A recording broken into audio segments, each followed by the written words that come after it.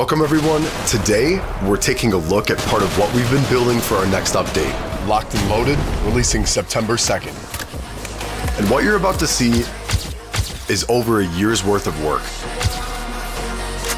And in this devlog, we'll focus on animations, loadouts, UI, and gadgets. So let's get right into it.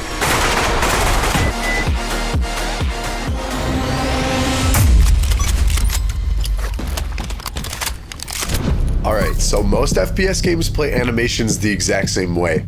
Same reload, same timing, and it makes the same result no matter what's happening. But in real life, it just doesn't work like that. We asked ourselves a very simple question. What would your body actually feel in that situation? If you're calm, everything is under control. Your breathing is steady and your hands are really stable. But when things go wrong, when you're getting shot at, when you're injured, when you're just simply trying to stay alive, your hands, they start to shake. All of these elements together are here to make you feel the pressure your character is really going through.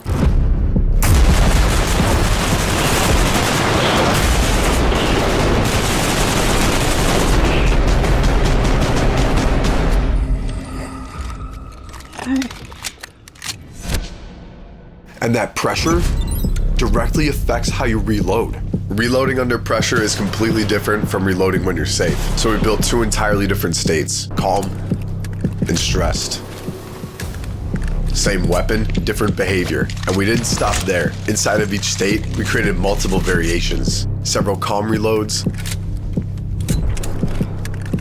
several stressed reloads, different timings, different movements. So it never feels repetitive. And this philosophy doesn't only apply to magazine reloads. It applies to every single weapon. Take a shotgun. Even something as simple as inserting a shell has multiple calm variations. Under pressure, those same movements become rushed with less precision and less control. The same goes for bolt-action rifles. Loading individual rounds also has multiple calm variations. But again, under stress, your character can struggle with a round or fumble it before loading it. Even operating the bolt itself has several calm variations. Under pressure, your hand can slip on the bolt, you lose your grip, grab it again, and finally chamber the next round. The more stressed you are, the more your weapon will reflect that. The revolver presented us with a very different challenge. Most games handle it the same way. Press reload, dump every round. Insert a speed loader, and you're done. One animation, no matter how many rounds you fired. So we decided to do it differently. Every possible reload has its own animation. Fire one shot, you replace one round. Fire three, you replace three. Empty the cylinder, and you're reloading all 8 rounds. Every single sequence has its own timing, its own movements, and its own duration. Because that's how a real revolver works. But it also changes the way you play. Because now for the first time, reloading a revolver isn't the same decision all the time. Replacing one round is much faster than replacing 8. So now, you better think before you reload. Every animation starts with a reference. First, our creative director Leo records the movement in real life. That reference is then sent to Tap Brandon, who then recreates the motion and brings it to life through animation. And finally, the in-game result. This has taken weeks worth of work, sometimes more than a month for one single weapon.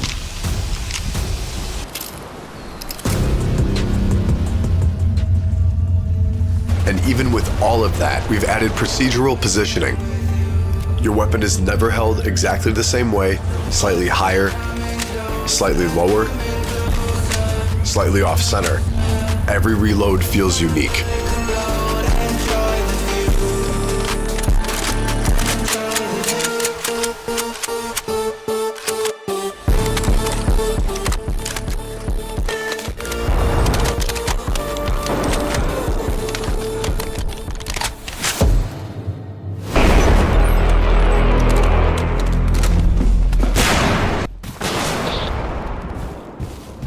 Since the very beginning of Bodycam, and even before Bodycam existed, we've been obsessed with ragdolls. They've been one of the most advanced systems in the project and one of the most appreciated by the community. But despite everything we had built, we felt something was still missing. So for years, we experimented with different approaches, and most of them failed time and time again. And that's because balancing a body in real time is one of the most difficult challenges in procedural physics. The terrain, the slope, the velocity, the impacts, the damage, and the location of every bullet landing on the player matters. And after years of research and development, we finally found a solution. The stumbling system. A fully procedural self-balancing system with no animations, no scripted sequences, and the character dynamically tries to stay on his feet before collapsing. It only happens in situations where the body could still realistically react, like after non-lethal gunshots, shrapnel impacts, knife wounds, or any trauma severe enough to affect the balance, but not severe enough to instantly incapacitate. Among all the technologies we've developed for Bodycam, this is probably the one we're most proud of. Because in a game filled with complex systems, the hardest thing we ever built was teaching a character how to put one foot in front of the other. Realism in Bodycam goes beyond animations. It's also about how your body exists inside of the game. In most FPS games, your arms are locked and rigged straight to the camera, so no matter where you look, everything follows. It's like your body just doesn't really exist. So we wanted to create something closer to real life. So we built what we call the true body system.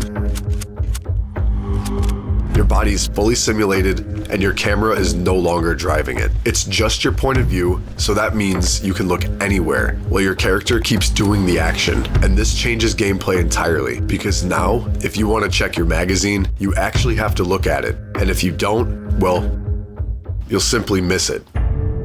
A big part of immersion comes from the fine, small details. So we studied real Bodycam footage based on how the camera moves when you walk, run, or suddenly change direction.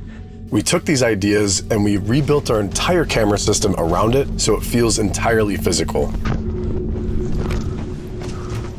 Because in Bodycam, the camera is not just your point of view, it's a real object attached to your character. So when you respawn, your character turns it on, and when you leave, he turns it off.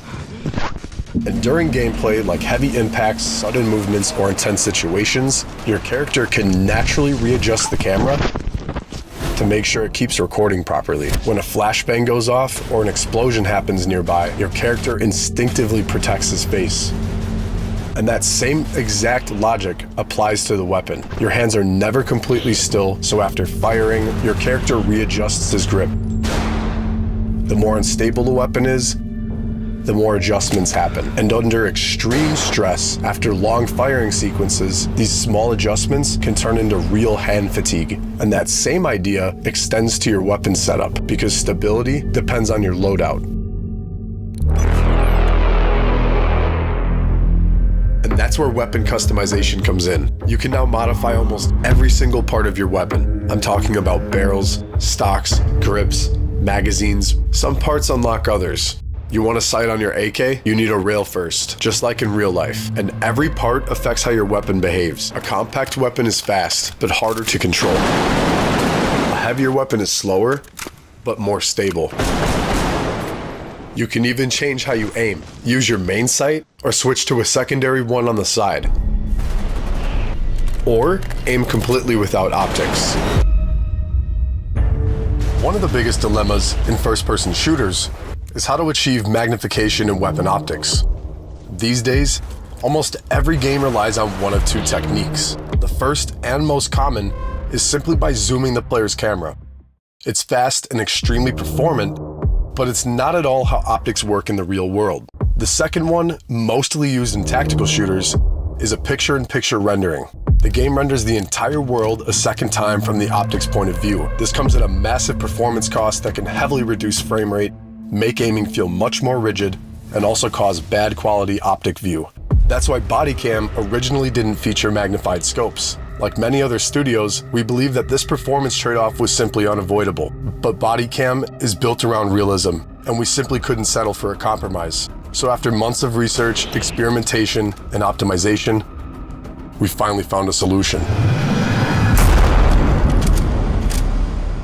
We found a way to extend Unreal Engine's rendering pipeline and create a new shading technique that delivers the realism of true picture-in-picture scopes at a massively reduced performance cost and crystal clear quality inside the lens. Combine all of that with the work of our new advanced optic shader, featuring realistic glass, reticle distortions, reflections, and dynamic lighting. Bodycam's optics are now closer than ever to their real-world counterparts, again, pushing the limits of how realistic a game can truly be. And now, you're no longer stuck with random weapons. You can choose everything and create as many loadouts as you want, each one built exactly for your own play style. This update is also expanding Bodycam's arsenal, because alongside the new loadout system, we're introducing a wide range of new weapons. From the compact SG9X to the Viper.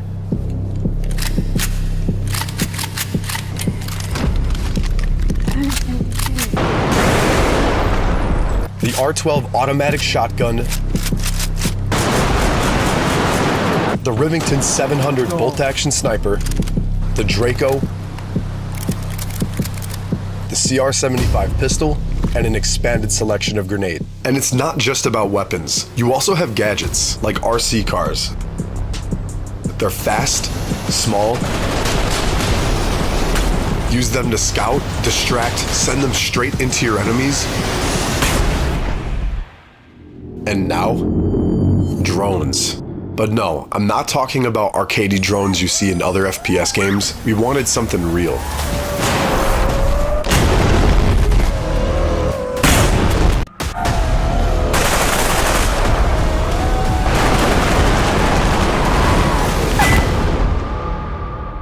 So we built two ways to control them. A casual mode, it's simple, accessible, and very efficient for newer players. And then we also built an FPV mode based on real-world physics with real movement and real control. If you've never flown a drone before, you can now learn. But if you've already flown one in real life, you can do the same exact thing here. Same movement, same precision, same everything. If you're a real drone pilot, your team will need you on the battlefield, because now drones are unpredictable. They're fast, dodge, they dive to come straight at you.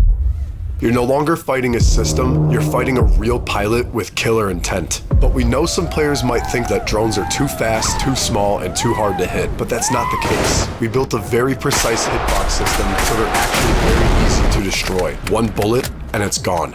It all comes down to reaction time and who reacts first. And all of this happens inside of the game. No menus, we removed every single one of them. Everything is done directly on the tablet. You want to change your weapon and attachments? You open the tablet. You want to start a match? You open the tablet. Check the scoreboard? You open that sweet old tablet. Everything keeps happening around you in real time.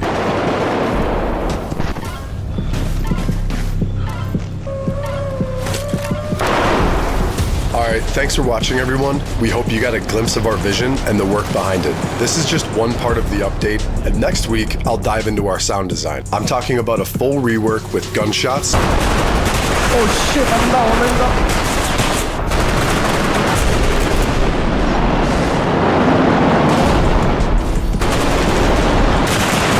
Oh yeah, bro. Footsteps, and overall ambiance improvements.